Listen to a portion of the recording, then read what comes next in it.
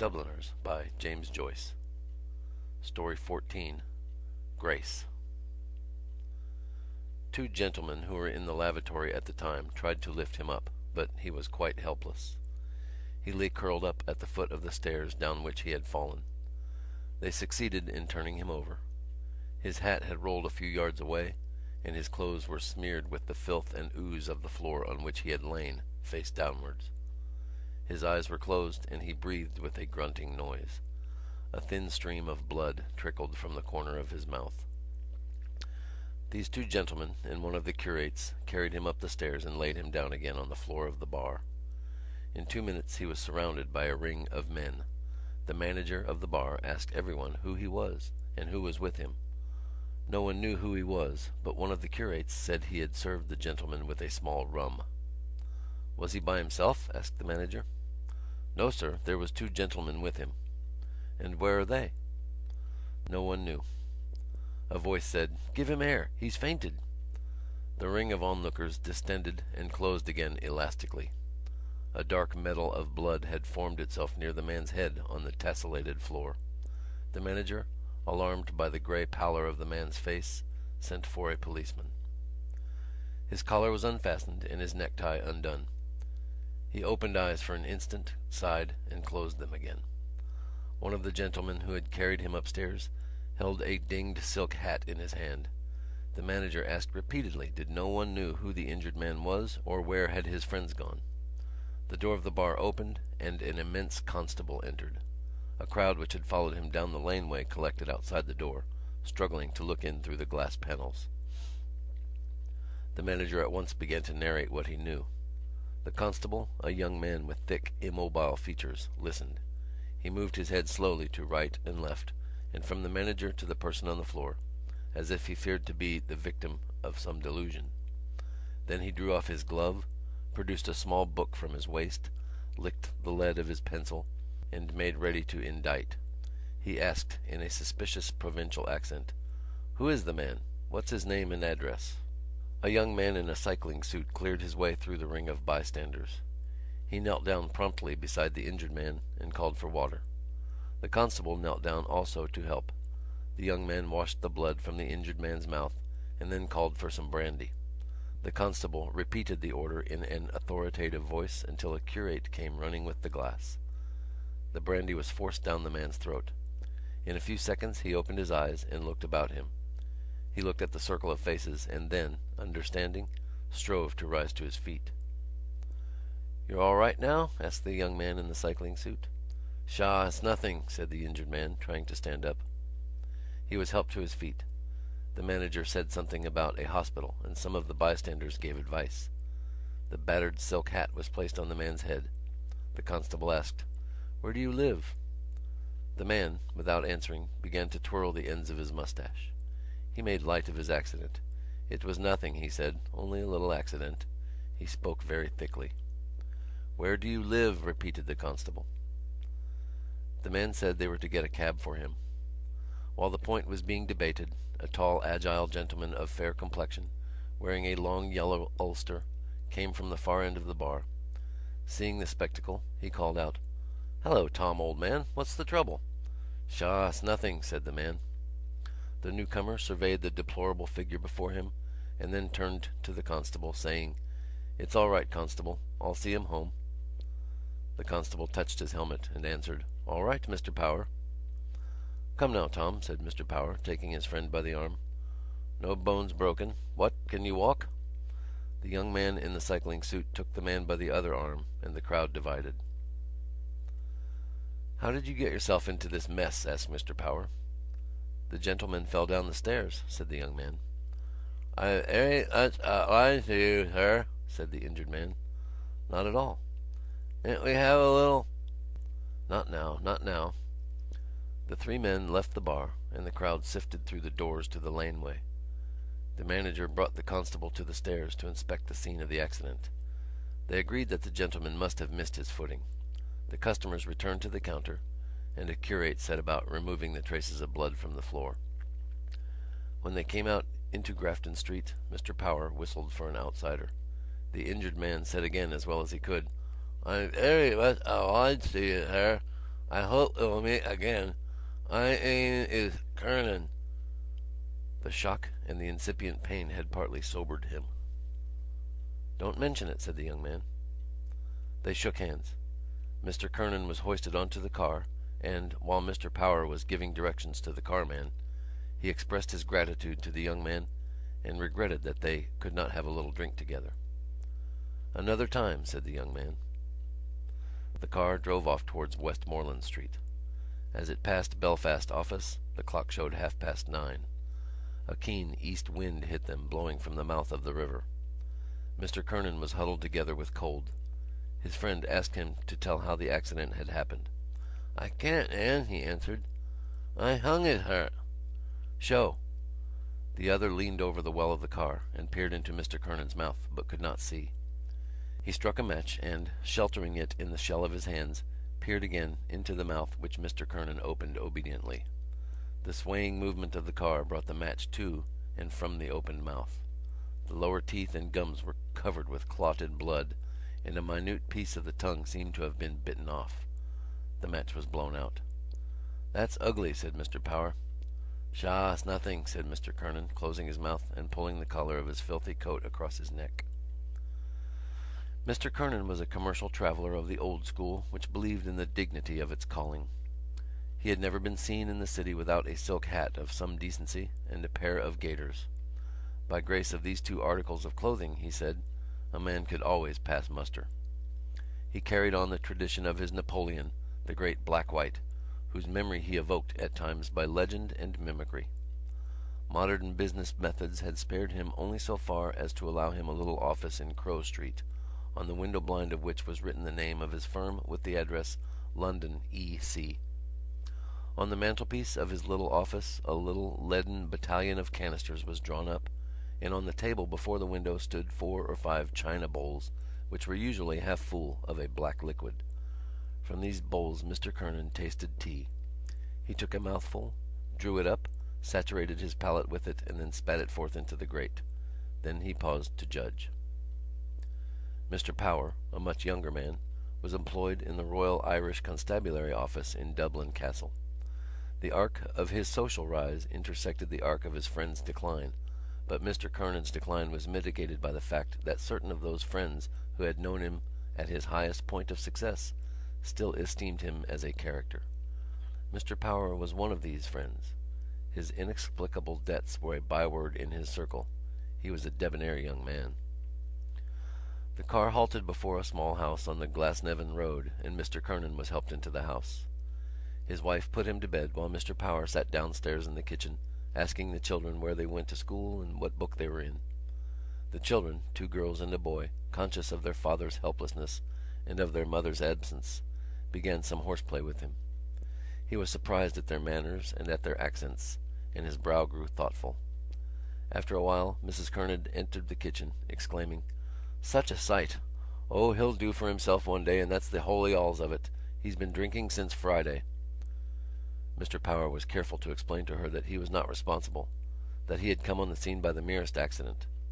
Mrs Kernan, remembering Mr Power's good offices during domestic quarrels, as well as many small but opportune loans, said, "Oh, you needn't tell me that, Mr Power. I know you're a friend of his, not like some of the others he does be with. They're all right so long as he has money in his pocket to keep him out from his wife and family. Nice friends. Who is he with tonight, I'd like to know?" Mr Power shook his head, but said nothing. "I'm so sorry," she continued, "that I've nothing in the house to offer you. But if you wait a minute I'll send round to Fogarty's at the corner." Mr Power stood up. "We were waiting for him to come with the money. He never seems to think he has a home at all." "Oh, now, Mrs Kernan," said Mr Power, "we'll make him turn over a new leaf. I'll talk to Martin. He's the man. We'll come here one of these nights and talk it over." She saw him to the door. The carman was stamping up and down the footpath and swinging his arms to warm himself. "It's very kind of you to bring him home," she said. "Not at all," said Mr Power. He got up on the car. As it drove off he raised his hat to her gaily.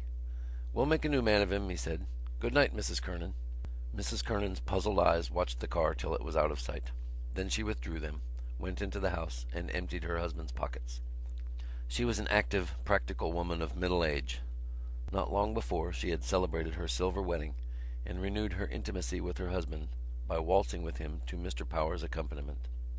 In her days of courtship, Mr. Kernan had seemed to her a not ungallant figure, and she still hurried to the chapel door whenever a wedding was reported, and, seeing the bridal pair, recalled with vivid pleasure how she had passed out of the Star of the Sea Church in Sandymount, leaning on the arm of a jovial, well-fed man who was dressed smartly in a frock coat and lavender trousers and carried a silk hat gracefully balanced upon his other arm. After 3 weeks she had found a wife's life irksome and, later on, when she was beginning to find it unbearable, she had become a mother. The part of mother presented to her no insuperable difficulties, and for 25 years she had kept house shrewdly for her husband.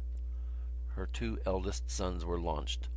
One was in a draper's shop in Glasgow, and the other was clerk to a tea merchant in Belfast.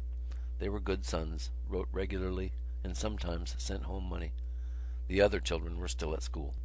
Mr. Kernan sent a letter to his office next day and remained in bed. She made beef tea for him and scolded him roundly. She accepted his frequent intemperance as part of the climate, healed him dutifully whenever he was sick, and always tried to make him eat a breakfast. There were worse husbands. He had never been violent since the boys had grown up, and she knew that he would walk to the end of Thomas Street and back again to book even a small order. 2 nights after, his friends came to see him. She brought them up to his bedroom, the air of which was impregnated with a personal odour, and gave them chairs at the fire. Mr. Kernan's tongue, the occasional stinging pain of which had made him somewhat irritable during the day, became more polite. He sat propped up in bed by pillows, and the little colour in his puffy cheeks made them resemble warm cinders. He apologized to his guests for the disorder of the room, but at the same time looked at them a little proudly, with a veteran's pride. He was quite unconscious that he was the victim of a plot which his friends, Mr. Cunningham, Mr. M'Coy, and Mr. Power, had disclosed to Mrs. Kernan in the parlour. The idea had been Mr. Power's, but its development was entrusted to Mr. Cunningham. Mr. Kernan came of Protestant stock, and though he had been converted to the Catholic faith at the time of his marriage, he had not been in the pale of the church for 20 years. He was fond, moreover, of giving side thrusts at Catholicism. Mr. Cunningham was the very man for such a case. He was an elder colleague of Mr. Power. His own domestic life was very happy. People had great sympathy with him, for it was known that he had married an unpresentable woman who was an incurable drunkard. He had set up house for her 6 times, and each time she had pawned the furniture on him. Everyone had respect for poor Martin Cunningham.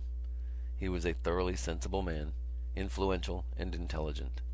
His blade of human knowledge, natural astuteness, particularized by long association with cases in the police courts, had been tempered by brief immersions in the waters of general philosophy. He was well informed. His friends bowed to his opinions and considered that his face was like Shakespeare's. When the plot had been disclosed to her, Mrs. Kernan had said, "I leave it all in your hands, Mr. Cunningham." After a quarter of a century of married life, she had very few illusions left. Religion for her was a habit, and she suspected that a man of her husband's age would not change greatly before death. She was tempted to see a curious appropriateness in his accident, and, but that she did not wish to seem bloody-minded, would have told the gentleman that Mr. Kernan's tongue would not suffer by being shortened. However, Mr. Cunningham was a capable man, and religion was religion. The scheme might do good, and, at least, it could do no harm. Her beliefs were not extravagant. She believed steadily in the Sacred Heart as the most generally useful of all Catholic devotions, and approved of the sacraments. Her faith was bounded by her kitchen, but, if she was put to it, she could believe also in the Banshee and in the Holy Ghost. The gentlemen began to talk of the accident. Mr. Cunningham said that he had once known a similar case. A man of 70 had bitten off a piece of his tongue during an epileptic fit, and the tongue had filled in again so that no one could see a trace of the bite. "Well, I'm not 70, said the invalid. "God forbid," said Mr. Cunningham. "It doesn't pain you now?" asked Mr. M'Coy. Mr. M'Coy had been at one time a tenor of some reputation. His wife, who had been a soprano, still taught young children to play the piano at low terms. His line of life had not been the shortest distance between 2 points, and for short periods he had been driven to live by his wits. He had been a clerk in the Midland Railway, a canvasser for advertisements for the Irish Times and for the Freeman's Journal, a town traveller for a coal firm on commission, a private inquiry agent, a clerk in the office of the sub-sheriff, and he had recently become secretary to the city coroner. His new office made him professionally interested in Mr. Kernan's case. "Pain? Not much," answered Mr. Kernan. "But it's so sickening. I feel as if I wanted to retch off." "That's the booze," said Mr. Cunningham firmly. "No," said Mr. Kernan. "I think I caught cold on the car. There's something keeps coming into my throat. Phlegm or—" "Mucus," said Mr. M'Coy. "It keeps coming like from down in my throat. Sickening." "Yes, yes," said Mr. M'Coy. "That's the thorax." He looked at Mr. Cunningham and Mr. Power at the same time with an air of challenge. Mr. Cunningham nodded his head rapidly and Mr. Power said: "Ah, well, all's well that ends well." "I'm very much obliged to you, old man," said the invalid. Mr. Power waved his hand. "Those other 2 fellows I was with—" "Who were you with?" asked Mr. Cunningham. "A chap. I don't know his name. Damn it now, what's his name? Little chap with sandy hair." "And who else?" "Harford." Said Mr. Cunningham. When Mr. Cunningham made that remark, people were silent. It was known that the speaker had secret sources of information. In this case, the monosyllable had a moral intention. Mr. Harford sometimes formed one of a little detachment which left the city shortly after noon on Sunday with the purpose of arriving as soon as possible at some public house on the outskirts of the city where its members duly qualified themselves as bona fide travellers. But his fellow travellers had never consented to overlook his origin. He had begun life as an obscure financier by lending small sums of money to workmen at usurious interest. Later on he had become the partner of a very fat, short gentleman, Mr. Goldberg, in the Liffey Loan Bank. Though he had never embraced more than the Jewish ethical code, his fellow Catholics, whenever they had smarted in person or by proxy under his exactions, spoke of him bitterly as an Irish Jew and an illiterate, and saw divine disapproval of usury made manifest through the person of his idiot son. At other times they remembered his good points. "I wonder where did he go to?" said Mr. Kernan. He wished the details of the incident to remain vague. He wished his friends to think that there had been some mistake, that Mr. Harford and he had missed each other. His friends, who knew quite well Mr. Harford's manners in drinking, were silent. Mr. Power said again: "All's well that ends well." Mr. Kernan changed the subject at once. "That was a decent young chap, that medical fellow," he said. "Only for him—" "Oh, only for him," said Mr. Power, "it might have been a case of 7 days without the option of a fine." "Yes, yes," said Mr. Kernan, trying to remember. "I remember now there was a policeman. Decent young fellow he seemed. How did it happen at all?" "It happened that you were peloothered, Tom," said Mr. Cunningham gravely. "True bill," said Mr. Kernan, equally gravely. "I suppose you squared the constable, Jack," said Mr. M'Coy. Mr. Power did not relish the use of his Christian name. He was not straight-laced, but he could not forget that Mr. M'Coy had recently made a crusade in search of valises and portmanteaus to enable Mrs. M'Coy to fulfil imaginary engagements in the country. More than he resented the fact that he had been victimized, he resented such low playing of the game. He answered the question, therefore, as if Mr. Kernan had asked it. The narrative made Mr. Kernan indignant. He was keenly conscious of his citizenship, wished to live with his city on terms mutually honourable, and resented any affront put upon him by those whom he called country bumpkins. "Is this what we pay rates for?" he asked. "To feed and clothe these ignorant bostooms, and they're nothing else." Mr. Cunningham laughed. He was a castle official only during office hours. "How could they be anything else, Tom?" he said. He assumed a thick provincial accent and said in a tone of command: 65, catch your cabbage." Everyone laughed. Mr. M'Coy, who wanted to enter the conversation by any door, pretended that he had never heard the story. Mr. Cunningham said: "It is supposed, they say, you know, to take place in the depot where they get these thundering big country fellows, omaroons, you know, to drill. The sergeant makes them stand in a row against the wall and hold up their plates." He illustrated the story by grotesque gestures. At dinner, you know. Then he has a bloody big bowl of cabbage before him on the table and a bloody big spoon like a shovel. He takes up a wad of cabbage on the spoon and pegs it across the room, and the poor devils have to try and catch it on their plates. 65, catch your cabbage! Everyone laughed again, but Mr Kernan was somewhat indignant still. He talked of writing letters to the papers. "These yahoos coming up here," he said, "think they can boss the people. I needn't tell you, Martin, what kind of men they are." Mr Cunningham gave a qualified assent. "It's like everything else in this world," he said. "You get some bad ones and you get some good ones." "Oh yes, you get some good ones, I admit," said Mr Kernan, satisfied. "It's better to have nothing to say to them," said Mr M'Coy. "That's my opinion." Mrs Kernan entered the room and, placing a tray on the table, said, "Help yourselves, gentlemen." Mr Power stood up to officiate, offering her his chair. She declined it, saying she was ironing downstairs, and, after having exchanged a nod with Mr Cunningham behind Mr Power's back, prepared to leave the room. Her husband called out to her, "And have you nothing for me, ducky?" "Oh, you, the back of my hand to you," said Mrs Kernan tartly. Her husband called after her, "Nothing for poor little hubby?" He assumed such a comical face and voice that the distribution of the bottles of stout took place amid general merriment. The gentlemen drank from their glasses, set the glasses again on the table and paused. Then Mr Cunningham turned toward Mr Power and said casually, "On Thursday night, you said, Jack?" "Thursday, yes," said Mr Power. "Right-o," said Mr Cunningham promptly. "We can meet in Macaulay's," said Mr M'Coy. "That'll be the most convenient place." "But we mustn't be late," said Mr Power earnestly, "because it is sure to be crammed to the doors." "We can meet at 7:30, said Mr M'Coy. "Right-o," said Mr Cunningham. 7:30 at Macaulay's be it. There was a short silence. Mr Kernan waited to see whether he would be taken into his friend's confidence. Then he asked, "What's in the wind?" "Oh, it's nothing," said Mr Cunningham. "It's only a little matter that we're arranging about for Thursday." "The opera, is it?" said Mr Kernan. "No, no," said Mr Cunningham in an evasive tone. "It's just a little spiritual matter." "Oh," said Mr Kernan. There was silence again. Then Mr Power said point blank, "To tell you the truth, Tom, we're going to make a retreat." "Yes, that's it," said Mr Cunningham. "Jack and I and M'Coy here, we're all going to wash the pot." He uttered the metaphor with a certain homely energy and, encouraged by his own voice, proceeded. "You see, we may as well all admit we're a nice collection of scoundrels, one and all, I say, one and all," he added, with gruff charity and turning to Mr Power. "Own up now."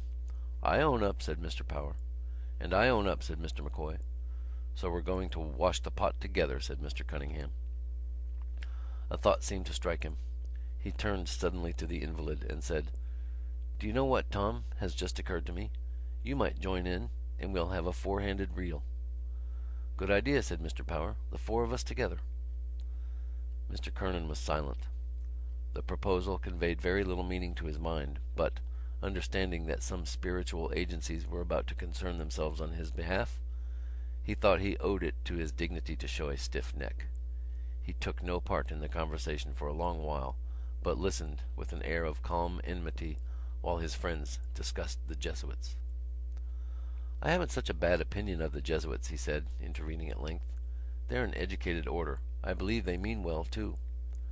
"They're the grandest order in the Church, Tom," said Mr Cunningham, with enthusiasm. "The general of the Jesuits stands next to the Pope." "There's no mistake about it," said Mr M'Coy. "If you want a thing well done and no flies about, you go to a Jesuit. They're the boyos have influence. I'll tell you a case in point." "The Jesuits are a fine body of men," said Mr Power. "It's a curious thing," said Mr Cunningham, "about the Jesuit order. Every other order of the Church had to be reformed at some time or other. But the Jesuit order was never once reformed. It never fell away." "Is that so?" asked Mr M'Coy. "That's a fact," said Mr Cunningham. "That's history." "Look at their church, too," said Mr Power. "Look at the congregation they have."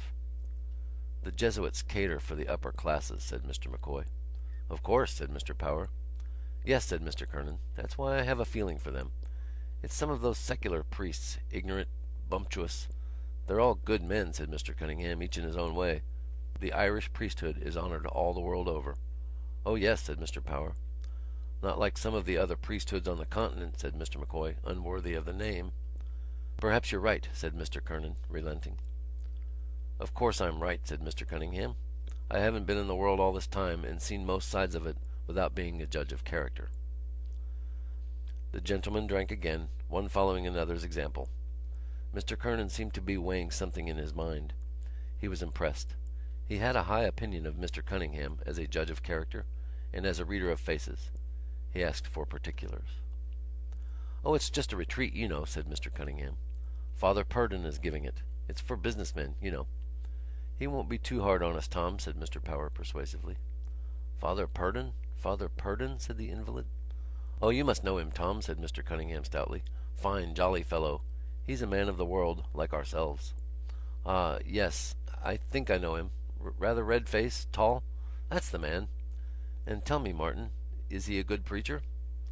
"No. It's not exactly a sermon, you know. It's just kind of a friendly talk, you know, in a common-sense way." Mr Kernan deliberated. Mr M'Coy said: "Father Tom Burke, that was the boy." "Oh, Father Tom Burke," said Mr Cunningham, "that was a born orator.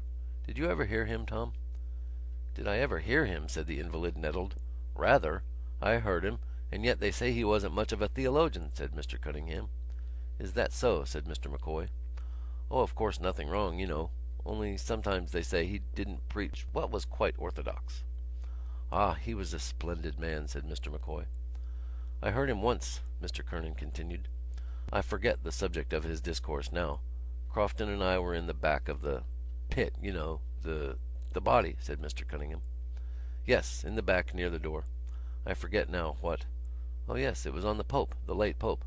I remember it well. Upon my word, it was magnificent, the style of the oratory. And his voice! God, hadn't he a voice? The prisoner of the Vatican, he called him. I remember Crofton saying to me when we came out, 'But he's an Orangeman, Crofton, isn't he?' said Mr Power. 'Course he is,' said Mr Kernan, 'and a damned decent Orangeman too.' We went in Butler's in Moore Street. Faith was genuinely moved, tell you the God's truth, and I remember well his very words. 'Kernan,' he said, 'we worship at different altars,' he said, 'but our belief is the same.' Struck me as very well put." "There's a good deal in that," said Mr Power. "There used always to be crowds of Protestants in the chapel where Father Tom was preaching." "There's not much difference between us," said Mr M'Coy. "We both believe in—" He hesitated for a moment. "In the Redeemer. Only they don't believe in the Pope and in the Mother of God." "But of course," said Mr Cunningham quietly and effectively, "our religion is the religion, the old, original faith." "Not a doubt of it," said Mr Kernan warmly.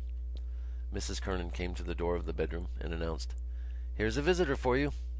"Who is it?" "Mr Fogarty." "Oh, come in, come in." A pale, oval face came forward into the light. The arch of its fair trailing moustache was repeated in the fair eyebrows looped above pleasantly astonished eyes. Mr Fogarty was a modest grocer. He had failed in business in a licensed house in the city because his financial condition had constrained him to tie himself to second-class distillers and brewers. He had opened a small shop on Glasnevin Road where, he flattered himself, his manners would ingratiate him with the housewives of the district. He bore himself with a certain grace, complimented little children, and spoke with a neat enunciation. He was not without culture. Mr Fogarty brought a gift with him, a half-pint of special whisky. He inquired politely for Mr Kernan, placed his gift on the table, and sat down with the company on equal terms. Mr Kernan appreciated the gift all the more since he was aware that there was a small account for groceries unsettled between him and Mr Fogarty. He said: "I wouldn't doubt you, old man. Open that, Jack, will you?" Mr Power again officiated. Glasses were rinsed and 5 small measures of whisky were poured out. The new influence enlivened the conversation. Mr Fogarty, sitting on a small area of the chair, was specially interested. "Pope Leo XIII," said Mr Cunningham, "was one of the delights of the age.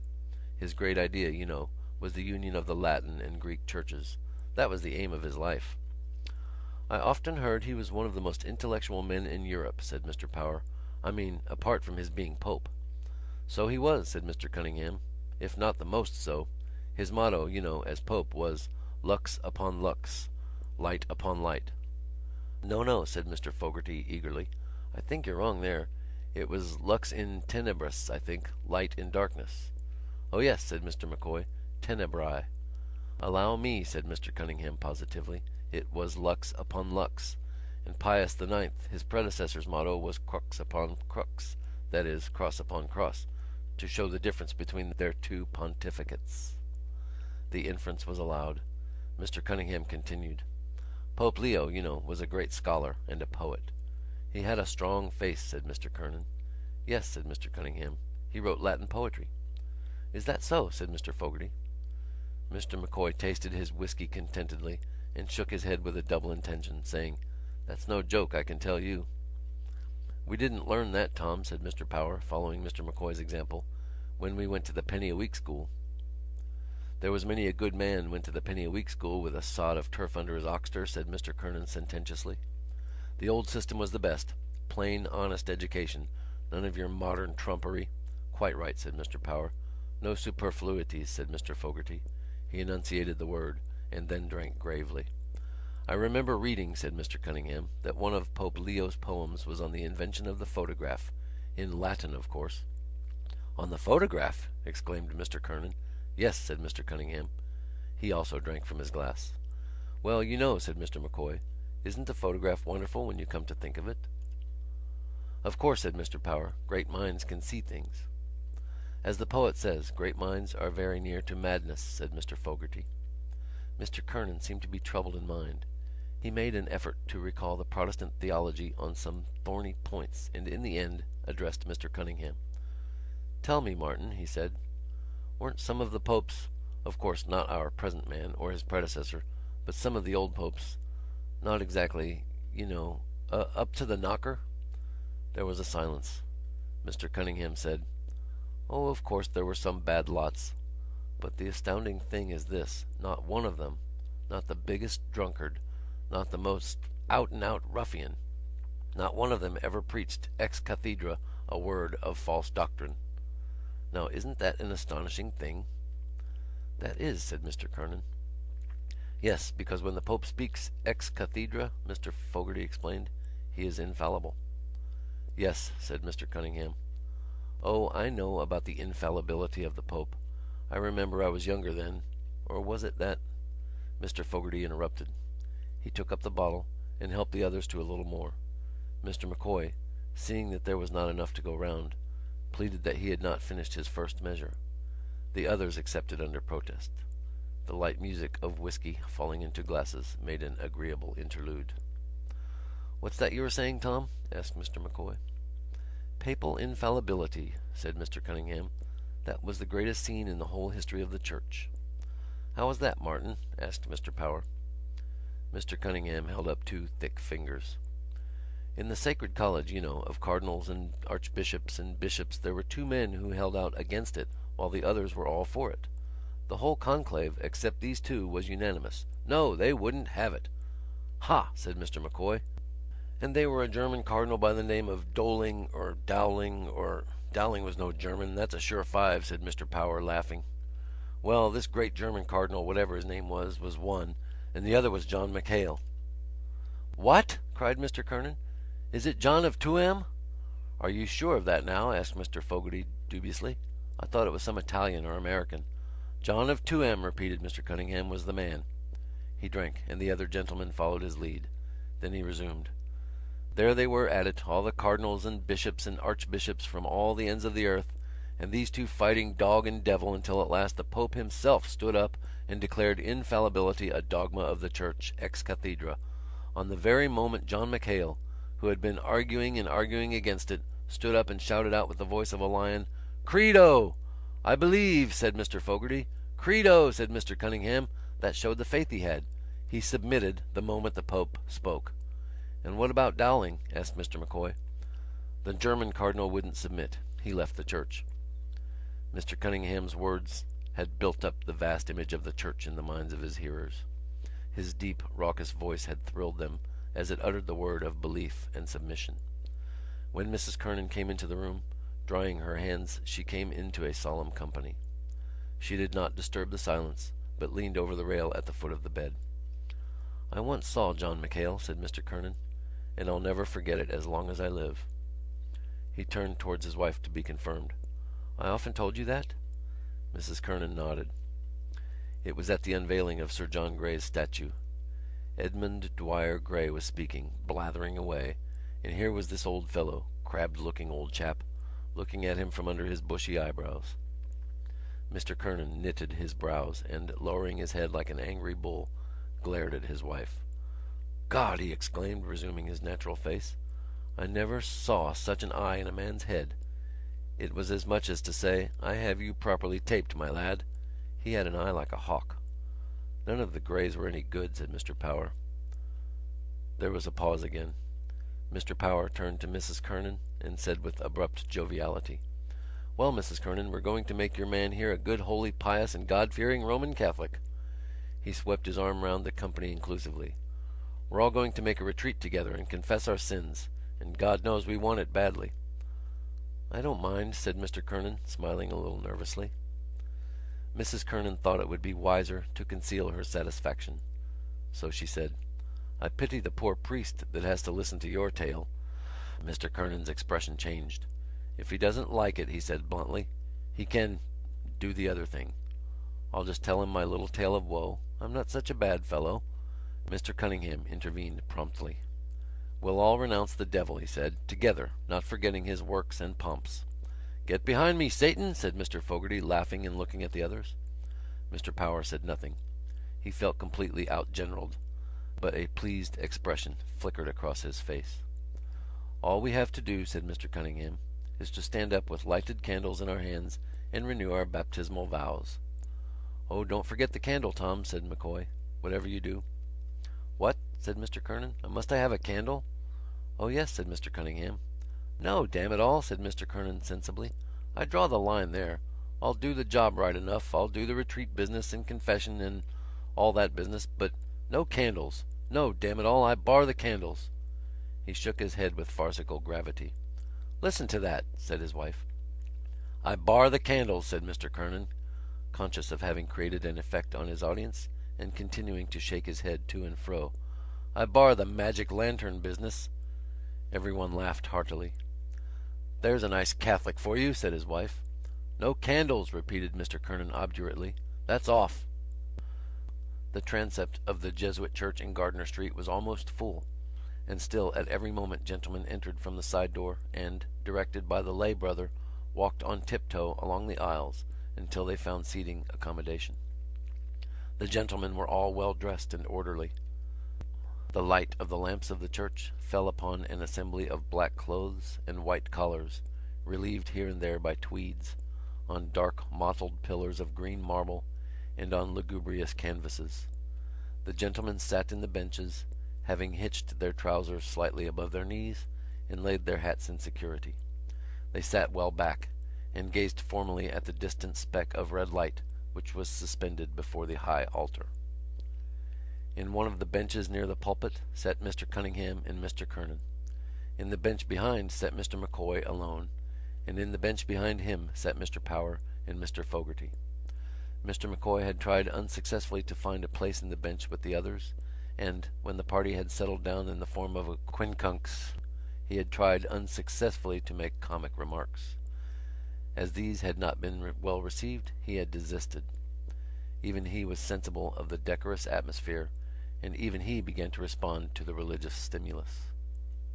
In a whisper, Mr Cunningham drew Mr Kernan's attention to Mr Harford, the money-lender, who sat some distance off, and to Mr Fanning, the registration agent and mayor-maker of the city, who was sitting immediately under the pulpit beside one of the newly elected councillors of the ward.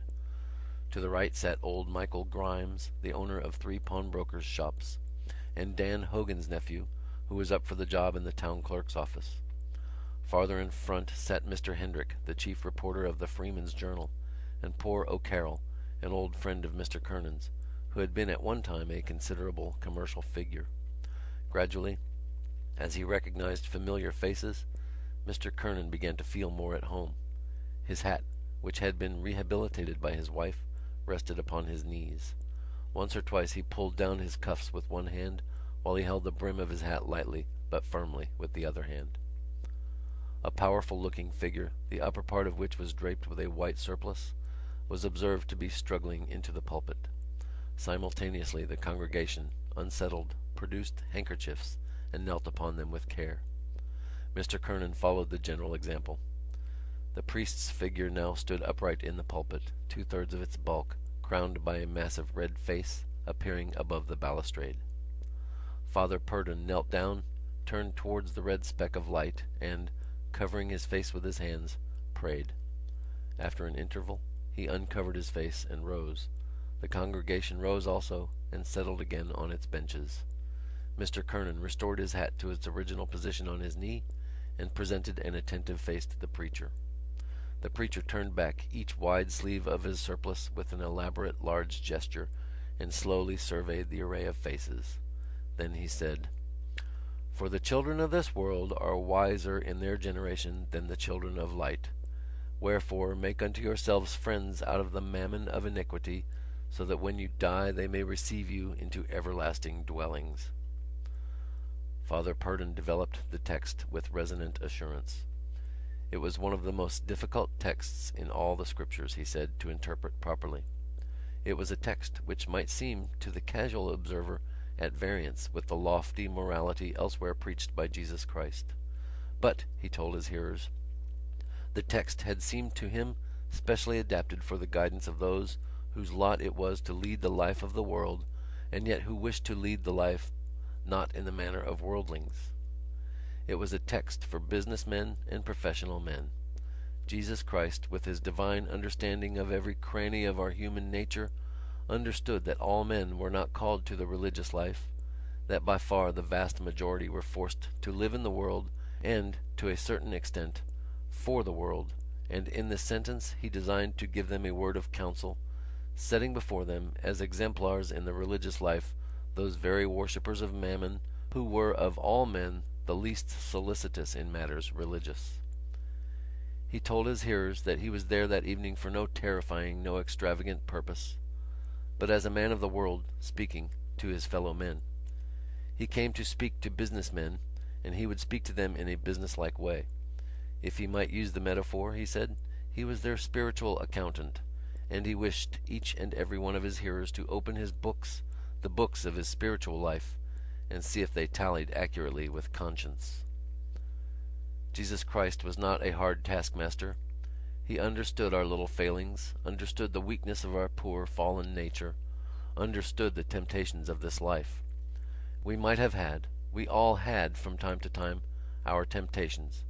We all had our failings. But one thing only, he said, he would ask of his hearers, and that was, to be straight and manly with God, if their accounts tallied in every point, to say, "Well, I have verified my accounts, I find all well." But if, as might happen, there were some discrepancies, to admit the truth, to be frank, and say like a man, "Well, I have looked into my accounts, I find this wrong and this wrong, but with God's grace I will rectify this and this. I will set right my accounts." End of Grace by James Joyce. Read by Richard Wallace, Liberty, Missouri, 10 April 2009.